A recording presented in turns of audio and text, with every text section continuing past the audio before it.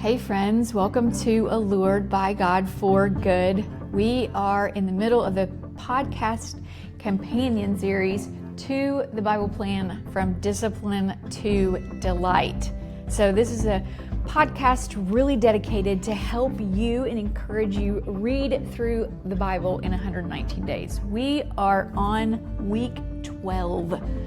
So we've just finished 4 long weeks of reading through the prophets. We are now moving on to 1st and 2nd Chronicles this week.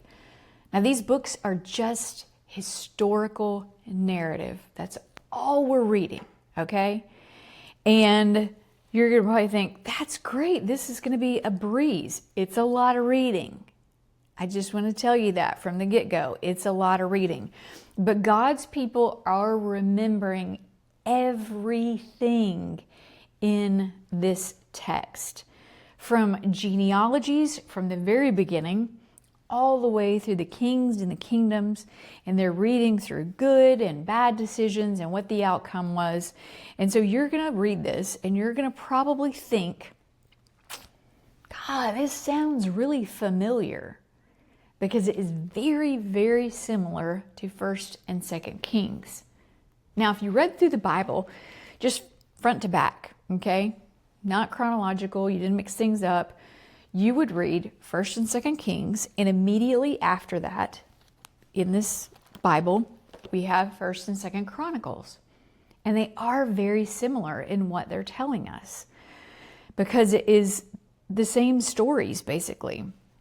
The difference is that we read 1st and 2nd Kings when it happened, when it was written, during the reign of David, and then during the reign of Solomon, and into the kingdoms being split apart and then going into captivity. That was 1st and 2nd Kings.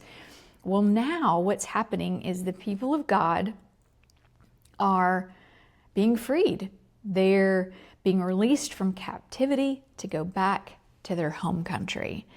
And so the author of the Chronicles is writing to them to remember where they came from. He doesn't want it to be lost on them. God doesn't want it to be lost on them.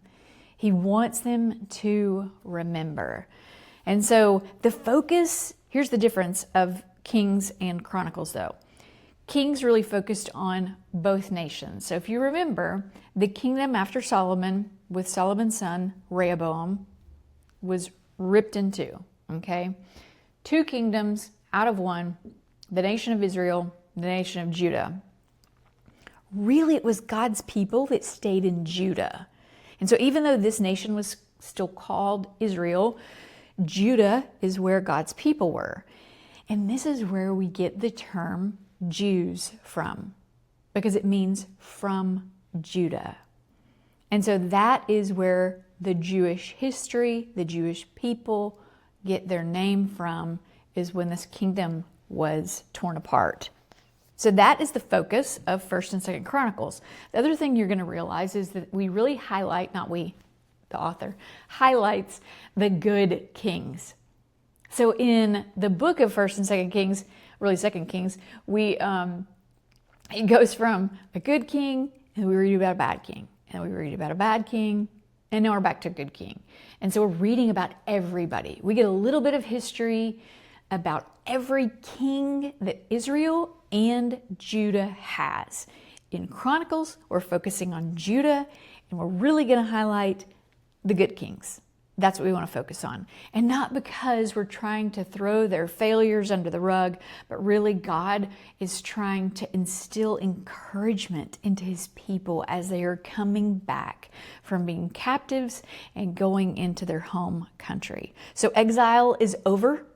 It's been 70 years, and now they are going home. The scattered people all over the region, they are all now remembering before they return home. So a couple of don't miss things. Don't miss the inward posture of some of these kings. You're going to see a little bit of difference in some of the stories, just a little bit, but also it's going to be a reminder of like King David's posture toward God and his goodness and his favor. It's going to be the posture of King Josiah as he heard the words of God through the book of Moses. Don't miss those inward postures that these leaders had. And then don't miss the outward response in building the temple. Okay? Don't miss that as the outward response of when they are building the temple during Solomon's era. Okay, couple tips. This is historical, okay? There is no need to linger in any pieces of this. Like, there's going to be some good stories, don't get me wrong, because I love the story of King Josiah and him hearing and seeing the written word of God that had been missing for a while. I love his response. So don't get me wrong, but 1 Chronicles specifically, chapters 1 through 11, is all genealogy. So just read it.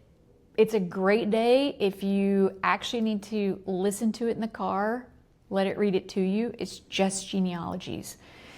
And so just remember that. Don't linger too long. This is historical text.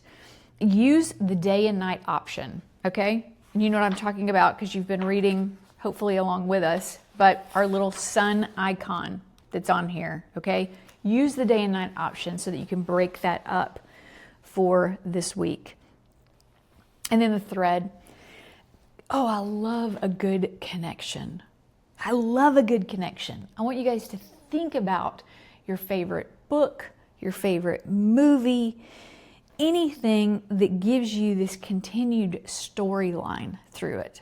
I love a good connection. And the veil is the connection that's happening. I don't want you, there's literally a tiny verse that talks about the veil being in the temple. And it's giving you the details of how the veil is made, what thread is used, what fabric is used. And I want you, I'm just going to tell you this because it was something I was thinking about and meditating on, honestly, this week. But that a piece of fabric, okay, guys, a piece of fabric separated what was holy and what was unholy. I'm having even more epiphanies right now as I'm saying it. A piece of fabric separated what was holy and what was unholy. And it wasn't just the veil. I think I'm gonna take some notes on this after I turn this podcast off, because think about Jesus in swaddling cloths in the manger. Think about the hem of Jesus's garment that released power to the woman with the issue of blood. Think about the linen that wrapped Jesus at his burial. A piece of fabric separated what was holy and what was unholy. And so don't miss the verse with the veil, because it was that veil that is going to be ripped from top to bottom at Jesus's death and allows us who are unholy to go in to be with Jesus, the holiest human ever, and who makes us holy because he's holy. So enjoy the history this week. We will have this week and next week, and then we are done with the Old Testament. So strap in, keep going. You're doing amazing, and I will see you here next week as we keep moving from discipline to delight.